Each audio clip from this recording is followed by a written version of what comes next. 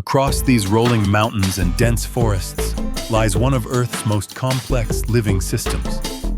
What appears calm and timeless is in reality constantly changing.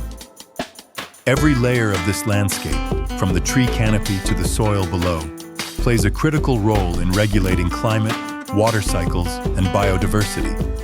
These forests act as massive carbon reservoirs. Through photosynthesis, millions of trees absorb carbon dioxide from the atmosphere, storing it for decades or even centuries.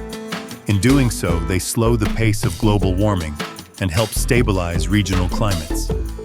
The dense vegetation also controls temperature, reducing extreme heat and preserving moisture in the air. Mountain forests serve another vital function: water regulation. Rain and melting snow are filtered through roots and soil, feeding rivers and underground aquifers. This natural process prevents floods during heavy rainfall and sustains water supplies during dry seasons, supporting ecosystems far beyond the forest itself. Yet these landscapes are not untouched. Roads, settlements, and changing weather patterns are gradually reshaping them. Rising temperatures alter tree growth cycles, while shifting rainfall affects soil stability and wildlife habitats. What we see today is a balance, one that is increasingly fragile.